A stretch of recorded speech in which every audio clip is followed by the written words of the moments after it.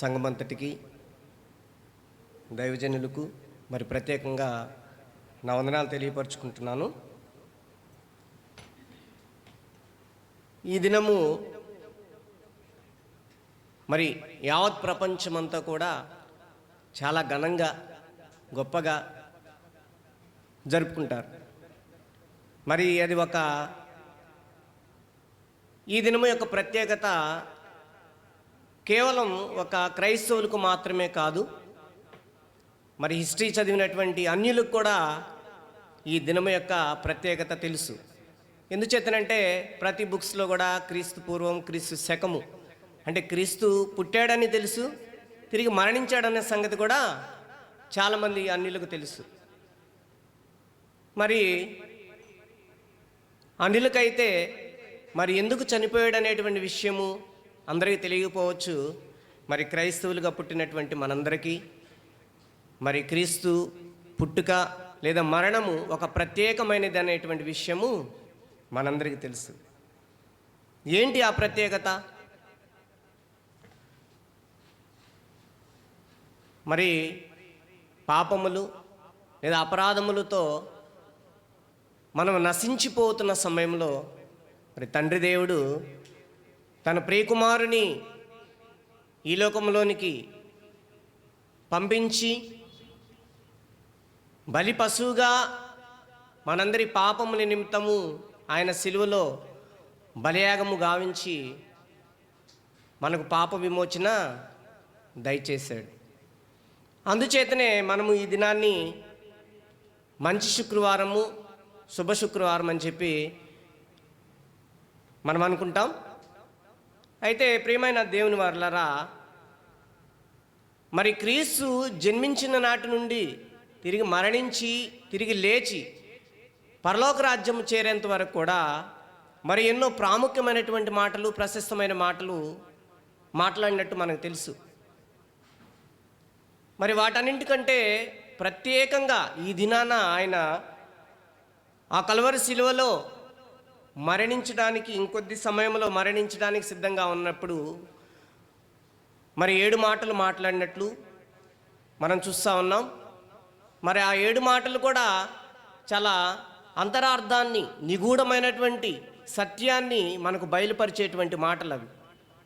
మరి అటువంటి మాటల్లో మొదటి మాటను నేను మీతో ధ్యానం చేయాలని ఆశపడతా ఉన్నాను. మరి పరిశుద్ధ గ్రంథములో నుండి లూకా సువార్త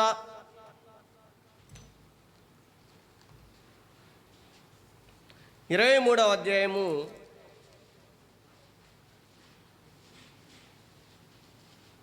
34వ వచనాన్ని మనం ధ్యానం చేస్తే, యేసు, తండ్రి వీరేమి చేయుచున్నారో వీరెరుగరు గనుక వీరిని క్షమించమని చెప్పాను. మరొకసారి చదివి వినిపిస్తాను. యేసు, తండ్రి వీరేమి చేయుచున్నారో వీరెరుగరు గనుక వీరిని క్షమించమని చెప్పాను. ఈ మాట ద్వారా మరి ప్రభు అయినటువంటి యేసుక్రీస్తు ఆ కల్వరి శిలువలో మొదటి మాటగా మాట్లాడినట్లు మనం చూస్తూ ఉన్నాం. ఏమన్నాడండి? ఈ మాటలోని ప్రత్యేకత ఏముంది? తండ్రి వీరేమి చేయుచున్నారో వీరు ఎరుగరు. ఈ మాట ఎలా ఉంది? ప్రార్థన, విజ్ఞాపన చేయుచున్నాడు. తండ్రితో ఏమని అడుగుతున్నాడు? తండ్రి వీరేమి చేయుచున్నారో వీరెరుగరు గనుక వీరిని క్షమించమని అడుగుతూ ఉన్నాడు. తండ్రితోటి ప్రార్థన చేస్తూ ఉన్నాడు, విజ్ఞాపన చేస్తూ ఉన్నాడు ఆ మాటతో. మరి ఈ మాట ఎవరిని ఉద్దేశించి ఆ కల్వరి శిలువలో పలుకుతూ ఉన్నాడు? ఎవరిని ఉద్దేశించాడు? ఏ ప్రజలైతే లేదా ఎవరైతే, ఏ యూదా జనాంగం అయితే, ఏ రోమా సైనికులైతే అతి క్రూరమైనటువంటి శిలువ శిక్షకు ఆయనను అప్పగించారో వారందరిని గురించి అడుగుతూ ఉన్నాడు. ఎవరైతే తనను పిడిగుద్దులతో హింసించారో, ఎవరైతే తన తలకు భయంకరమైనటువంటి ముళ్ళ కిరీటాన్ని అమర్చారో, ఏ జనాంగం అయితే క్రూరమైనటువంటి కొరడా దెబ్బలతోటి తన శరీరాన్ని చీల్చివేశారో మరి వారందరిని గురించి తండ్రితో ప్రార్థన చేస్తూ ఉన్నాడు. తండ్రి, వీరేమి చేయుచున్నారో వీరెరుగురు గనక వీరిని క్షమించండి. మరి ఎంత గొప్ప మనసు అండి, ఎంత దయాహృదయము. ఎవరైనా మనల్ని ఒక చిన్న మాట ద్వారా మనల్ని ద్వేషించినట్టు మాట్లాడితే మనం తట్టుకోలేనటువంటి పరిస్థితులు. కానీ యేసుప్రభు వారు అతి భయంకరంగా ఆ శిలువ మరణంలో ఉన్నప్పుడు కూడా ఏం చేస్తూ ఉన్నాడు? తండ్రి, వీరేమి చేయుచున్నారు వీరెరుగురు ఇంకా వీరిని క్షమించమని కోరుతా ఉన్నాడు. ప్రియమైన దేవుని సంగమా,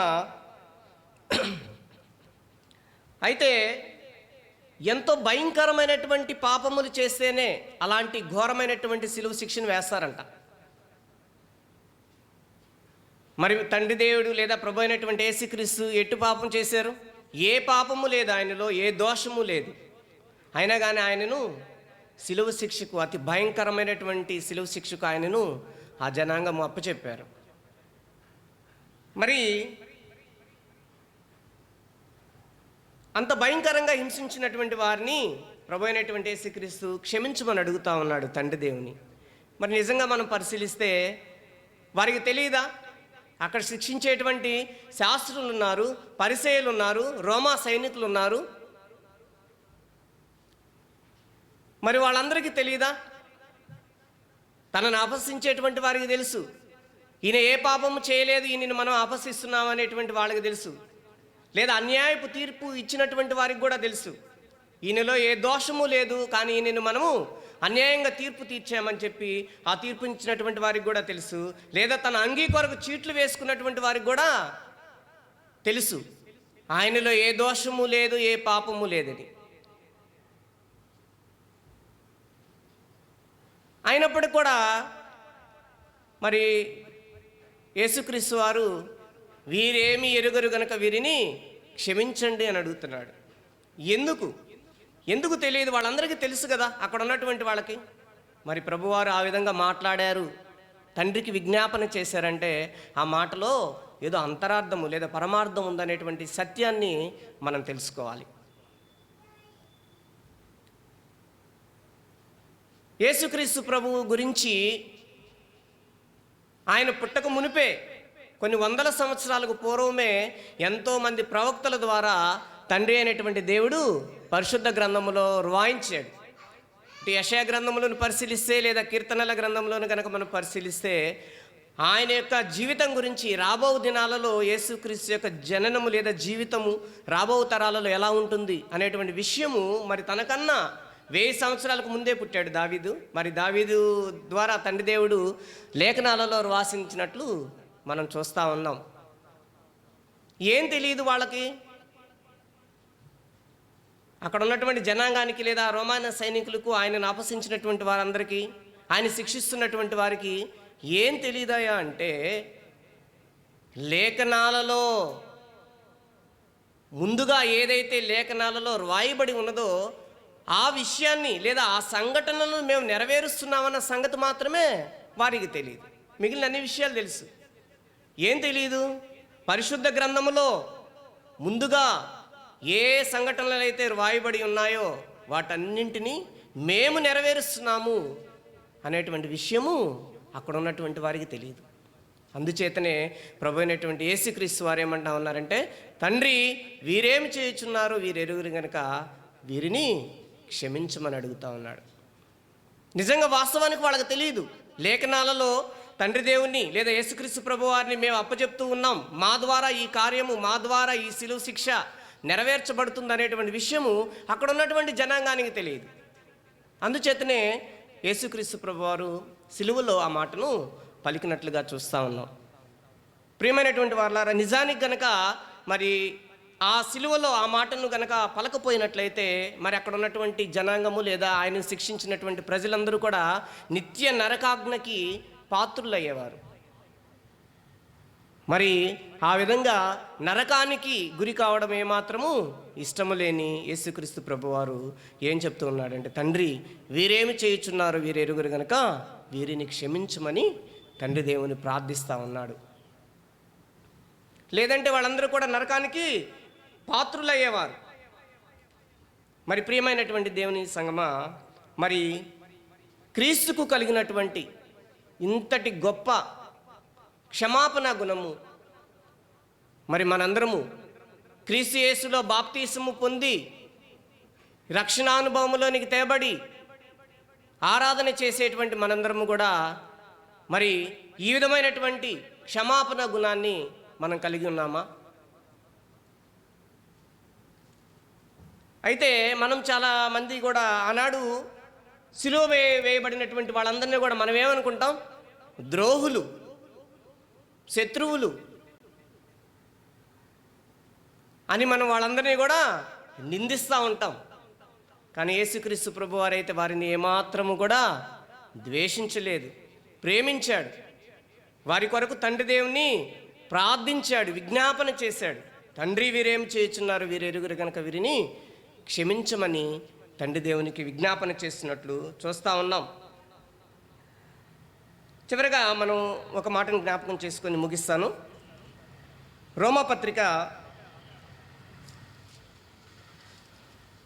8:34.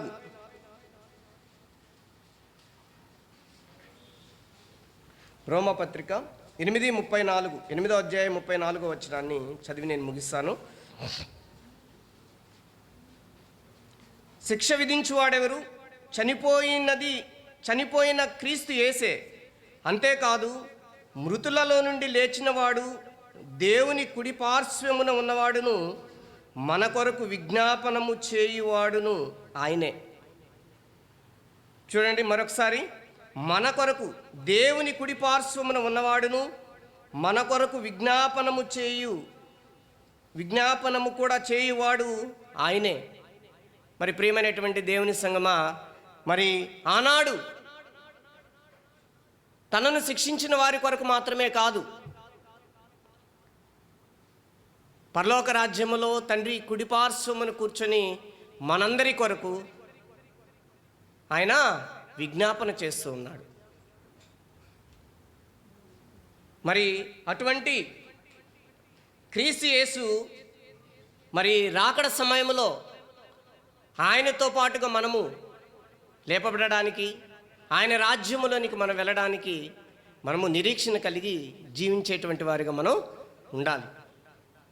ఆయన కొరకు ఎదురు చూసేటువంటి బిడ్డలుగా మనం ఉండాలి. ఆయన ఏం చేస్తూ ఉన్నాడు?